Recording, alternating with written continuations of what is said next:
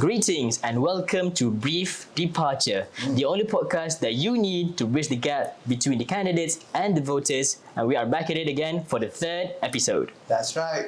And we would like to thank every one of you who support episode 1 and episode 2 that we posted last week. Thank you very much. Exactly. You have no idea how your support means to us, and we wouldn't be here without you guys.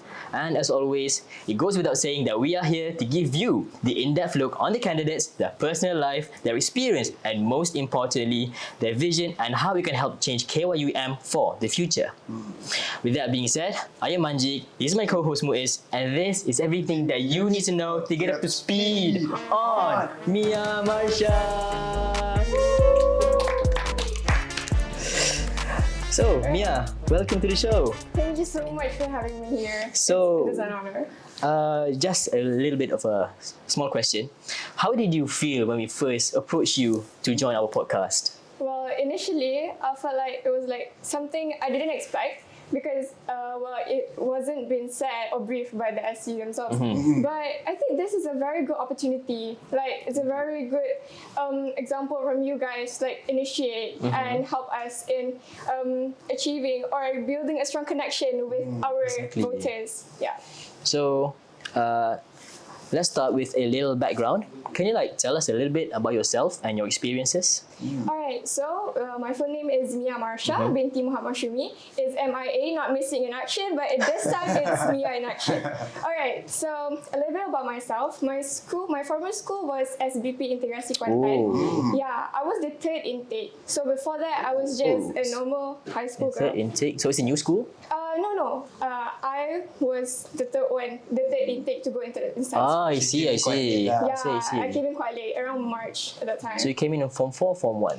During Form 1, but around March. I see. Yeah. Third intake. How does it feel to be the third intake? What do you feel at that time? At that time, well, I was very famous for being very, very homesick because my school is in Pahang and I live in Selangor. And it was the first time that I really moved far away from my mother, my parents, my family.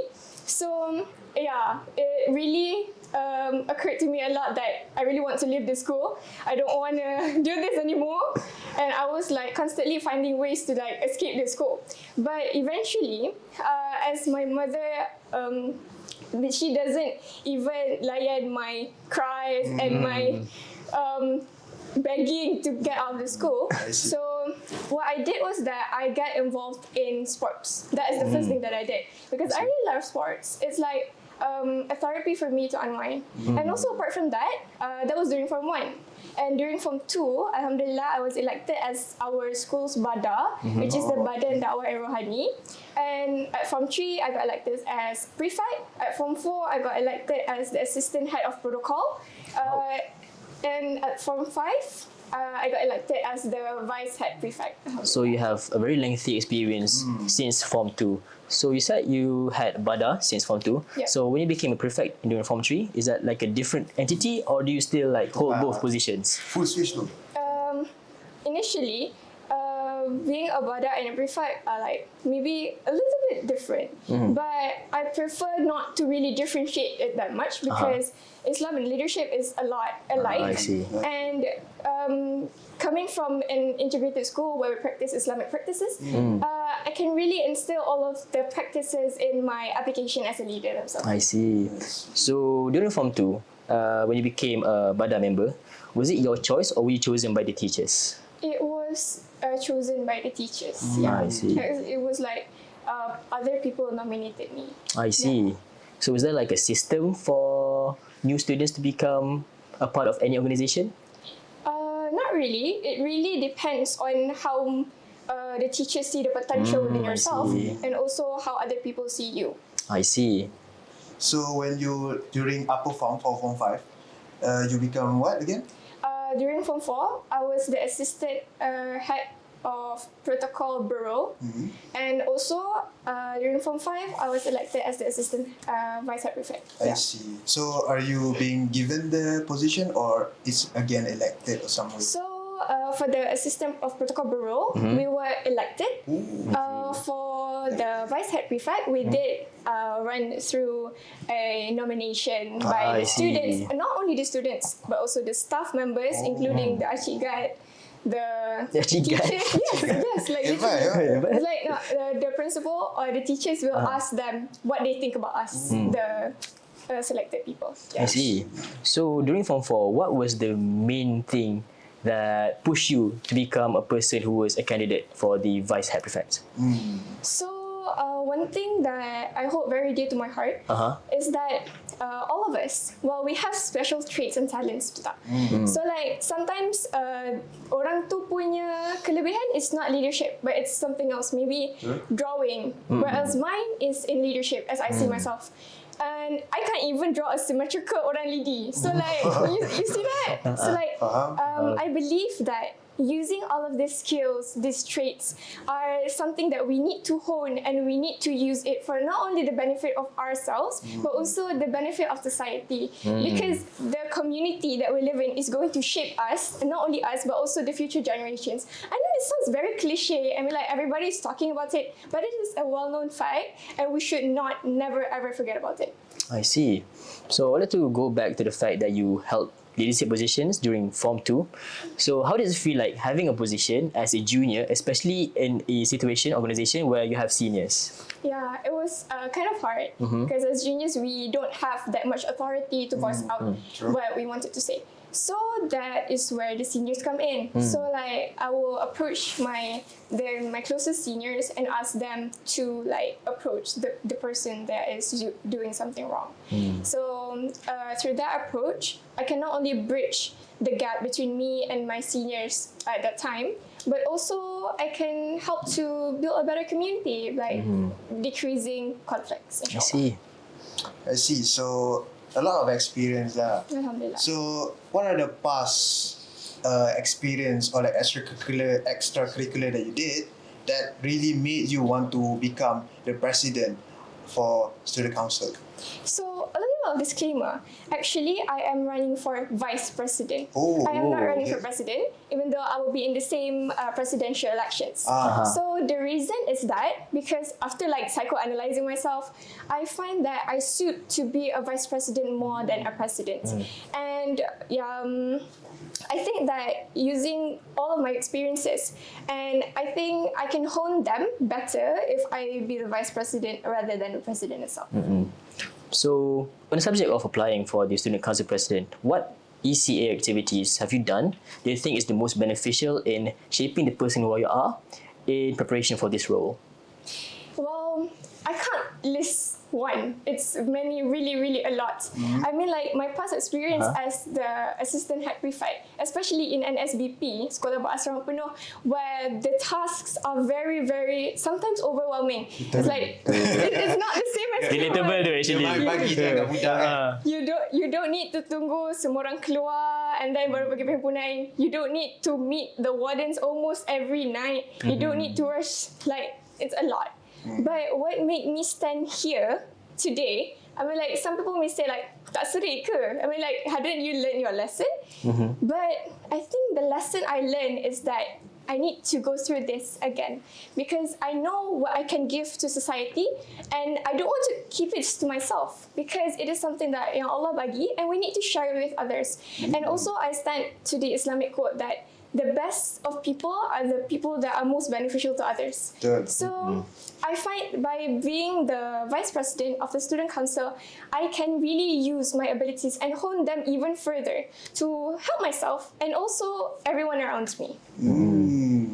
So like talk about yourself a little bit. Yeah, sure. So we all know, if you guys didn't know, Marsya is one out of three Petronas scholar for psychology. Right. So can you explain a bit why you chose psychology and does it have any correlation with you applying for SC? Okay, so initially the main reason why I decided to study for psychology is about, well, we know psychology is like the study of our behavior, the brain. So for me, the brain, our behavior, our mindset is the epitome, is the center of everything that we do. So like even that if that person is a really, really smart person, if they don't know how to manage their stress, nothing. I see. Good for nothing. So by studying psychology, I hope to learn more about these things so that I can recognize the root problems, and from recognizing the root problems, are we able to come up with the solutions or what we can do to overcome these things, and what we will have to do to avoid all of these things from happening to us. And also apart from that, in my previous school, our pengetua, we call him Ayanda Azhar. Yes, Ayanda Azhar. He was a really great principal, and he also studied psychology. So I can say that he inspires a lot in me studying psychology, because the way that he redefined our school was beyond amazing. It's like he will the way he treats the staff, the way he manages the organization itself, and also as the students, it's beyond imaginable. It's really great, and our batch is very grateful, alhamdulillah, to have experience to be under his leadership at that time. Also apart from that, he always say to us like, sometimes you need to like he will strategize our studies, like how the teacher teaches us, so to make sure that our momentum, the peak of our momentum is during the SPM period, not after, not before. Just nice. Pandai lah dia like set. Yes. Okay, time ni memang kena betul log in. Yes. Budak ni betul-betul go for SPM. Yes. So, Macam tu lah. on the subject of psychology, when exactly was it in your lifetime where psychology definitely piqued your interest and you realized, yeah, this is what I wanted to This is do? my saying. Yeah. So yeah, initially, before, like, psychology was not my first option. My first option was medicine. So I already got the scholarship from YTP Mara to study medicine at UKM. UKM. Yes, but I really, really, really hoped and waited for Petronas. Yeah, so, well, psychology is not a very famous course that people would like, whoa, psychology is like, sometimes when people say psychology is like, like, you mean like couch treatments, like you're writing notes and the patient... Jadi counselor lah. Yeah, Kawan kita ni. that is the norm. That is the norm thinking. But getting the Petronas scholarship really paved my way, and I am so beyond grateful for Petronas. If I didn't get Petronas, I won't study psychology. I can say that. Thank you, Petronas. Thank you, Petronas. So yeah, I think Allah gave me this scholarship to pave my way, and I hope and I am excited for everything or anything that will come in the near future. I see. So, can we move on? To what? A little bit. Let's move on to the student council. Yeah. So during the application process for the president, were there any setbacks that let you down? I'd say the most I can say setback is, of course, most people will say manifestos. It's like thinking about the manifestos themselves. But I think I overcame this by engaging with seniors, also juniors, my friends, and also the admin office, the SS department, Puan Su, Mr. Chab, and all. And I think with your help, with the engagement of everyone and collaboration of everyone else, I can overcome this setback, and inshallah, I will give a great manifesto during manifesto night. So how did you feel applying for student council? Student council, well, this may be a big thing. Well, one thing for sure, personally, as the experience of being the vice head prefect, I know this is not something to be kidding about. I mean, it's not just about the glamour, it's not just about the fame, not just about the position, but the responsibilities are beyond you can imagine sometimes. And I believe that by applying to the student council, these things will keep me alive. In what way? In such that I love being challenged and pushed to my limits, because that is the only way we will grow. If we are always in our comfortable zone, it's not really good for us. I see. So by applying for the student council, I aim to reach beyond the stars. I aim to make sure that I can develop myself and also help the others, help other people around me to achieve what they want to achieve and aspire to be. I see.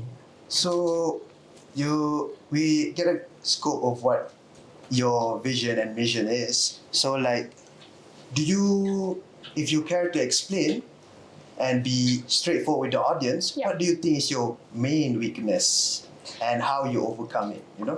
Yeah, I understand. I think my main weakness is I overthink a lot. I mean, I think it's very normal for girls to overthink a lot. So how do I overcome this?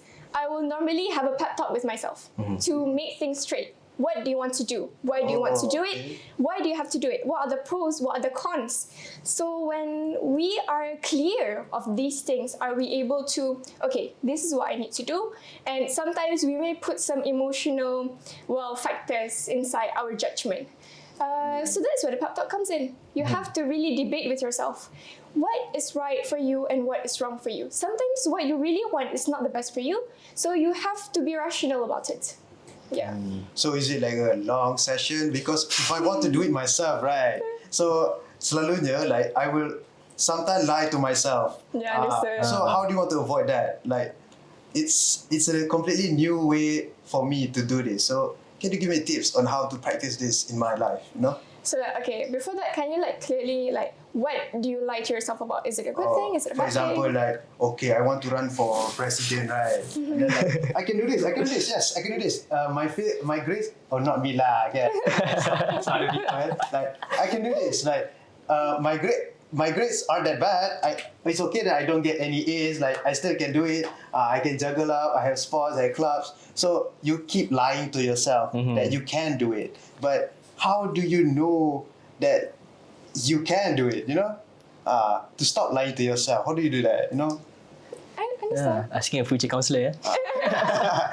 Nanti kalau kita depressed dekat Tunaskan, kita jumpa dia lah. Are you really lying to yourself? I'm not sure. Yeah, you're not sure. You don't even know if you can do it or not. For me, just go for it. Sometimes, that's why I say overthink is sometimes the main enemy. So when you overthink about something, it clouds your brain, it clouds your judgment. So what you need to do is just sometimes, for me, for example, when we want to answer a question asked by the teacher in the Great Hall, for example, where there is a large crowd and you know the answer, but is it right? Is it wrong? Will people judge me? All of these things will cloud your brain, and sometimes that will be the reason that your potential is being pushed downwards and downwards and downwards. Okay, bagus ya. Yeah, so what I did was sometimes I will just raise my hand before I can think. So want it or not, I have to do it. So sometimes that is what we need to push ourselves, because personally, I want to be comfortable. I want to sleep right now. I don't want to be here. No, Wait. no, that is another person, not me. I see, I like okay. it. This is a very chill conversation. I love it. Okay, so Santo, somebody else. Santo. Yeah, okay. It's it's raining. It's very good for sleeping. But where can this get me? If I don't, going back to the GH example, if I don't raise my hand now, so what's next? So, am I going to be in the same spot until I don't know, forever? Am I just going to be here looking at my friends, admiring them? So, until when? Oh, actually. Unless you don't push yourself, no one can push you. Okay. Sometimes even if you get kena marah macam mana sekalipun, if you don't have that realization yourself, if you don't propel the engine yourself, you're not going anywhere. Oh, see. The engine. Yeah. We can see why you're a psychologist again. Exactly. Wait, so can I ask a bit? Like, going back to your high school, do you remember one vivid memory where you realize that, damn, this is why I become the vice president, you know? That one core memory that you remember? Personally, I don't really recognize myself to be something that I am. For example, as I was the vice head prefect, sometimes I don't even realize that I'm the vice head prefect. I just do my job every day. And sometimes when we have this name tag, right? Like Penolong Ketua Pelajar. So I stick it to my locker. So every day when you need to wear it, you're gonna wear it, kan? So when I see that badge, I was like, oh, aku Penolong Ketua Pelajar. Oh, this is who I am. Oh, okay. Because for me, leadership is not just about giving orders. It's not just about being the head of an organization. It's about going somewhere together. It's about being with your society, with your community. It's about being with them, like to achieve the same goals, even though the destinations are different. But everyone aspire to become better than their former selves. So we should work together. So on the subject of being the vice head prefect, being a head of an organization, especially an organization as big as the prefectory board, is a very big responsibility. And I think we both can agree, we've both been there. So, so what exactly was, what is actually the biggest thing that you learned from that position? The biggest thing that I learned was, well, it's important to hold your principles straight and make sure that these principles will not be compromised by anything. But on top of that, it is also important for you to be adaptive, to be flexible, to hear, well, this is cliche, well, to hear what other people think. Yeah. But apart from that, it's not just about hearing, it's about understanding. It's about making sure that we have the middle line. All of us meet at the middle line because a lot of people have their own opinions and thoughts. But sometimes these ideas, we can't just take, okay, this idea. Sometimes we can combine it to be a greater invention, for example. So I think that, yeah, these are the reasons like why I really step up for this. Of course, with a position such as your position during high school, there must have been a lot of instances where you were scolded by the PKM, the Pengetua. Oh, Yeah, okay. exactly. Yes. So, how exactly is your coping mechanism in the face of adversity? In the face of adversity, the first thing I did was I cried. Well, sometimes crying doesn't mean you're weak. Crying means you're trying. I mean, well, also apart from that, I tend to like, okay, so I got this. So what do I need to do to overcome this? What do I need to do to like face this adversity? Because I personally don't like to dwell on a certain adversity for a very long period of time because I think it is very, very time wasting. So during those periods, I try to be positive. Well, because these things are temporary. I mean, it will come and it will go. So to have that mindset of constantly, you have to believe in yourself that you can change to be better. You will not be in this failure position forever. And as long as you try your best, inshallah, it will come. Yeah, I feel that. Yeah. Personal counseling session. Yeah, like counseling session. Exactly. So I think that's done with the experiences. I think the audience has learned a lot about you lah. Yeah. So I think this is now the time where we get a little bit of the juicy stuff. What Okay. exactly is your manifesto? All right. Explain briefly lah. Yeah. Briefly. Okay, so with these upcoming elections, I am bringing, well, not stunts, but I'm bringing this hashtag, which is aspire to inspire together. So why do I do this? How did I come up with this? Because the quote "aspire to inspire" is very close to my heart. Which, being the vice head prefect, where you are always looked up to, where you're always in the spotlight and not in the glamour spotlight. It's like whatever you do will be botched. Whatever you do, even one mistake will cause calamity. So aspire to inspire, knowing that you have this spotlight gives you the chance to show to show others what they can actually do to like propel themselves to be better. And also by having this, we can like inspire other people, and it's just not like beneficial for us, it's a continuous benefit, as when one people is inspired to do something, they will create something that inspires some other people.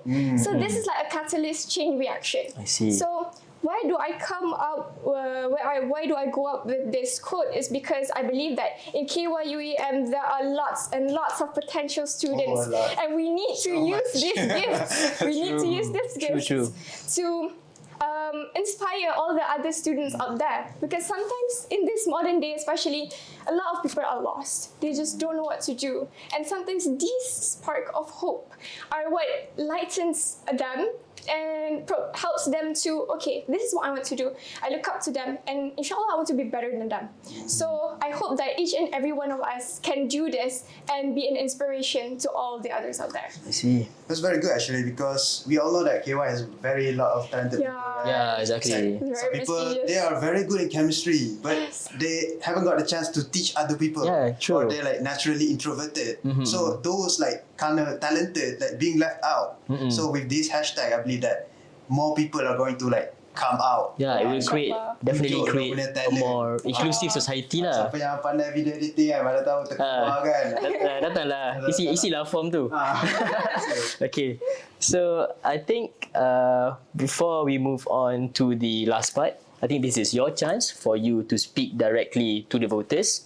So if you could speak directly to the camera, if you have anything to say, what you want them to remember from this podcast, your chance is right now. Stay all yours. Alright, hello and assalamualaikum everyone. I hope you have a good day. And well, this is me. My name is Marsya. So briefly from our podcast, I hope that you can get a glimpse of who I am as a person. Not just my vision, not just my mission, but my personality. So that maybe you can choose the right leader for you. Well, apart from that, I also hope that we hashtag aspire to inspire together. Well, because this is our time to really shine and reach not just the stars but beyond it, and we can do this not individually but we can do this together. So my friends, my seniors, everyone out there, I hope you can get this podcast, take it as a lesson for whatever will inspire you to do something great, even greater than me or anybody else, because you will never know how far you can go unless you could totally go for it. So I suggest go for it, okay? So as closing remarks from this personal, individual collaboration and with you guys, I would like to say that don't forget to vote for me, Mia Marsya, for the Vice President during the Student Council presidential elections, so that you can have a chance to be in an era where you will get the best VP you will ever get. That's all from me. Really did give the feel because it's very relatable. Uninspired, you can watch this episode lah. Yeah. And to all our listeners, your vote matters. The student council election are happening on the 20th of February, so make sure you come down and cast your vote. Once again, thank you, Marsya, for joining us today. Thank you so much. Your insights are very valuable And inspiring. and inspiring. So, stay tuned for the next episode where we sit down with another candidate to hear their plans about student leadership. But until then, this has been Brief Departure. I'm Manjik. This is my co-host Muiz. Until then, goodbye. Goodbye. Bye.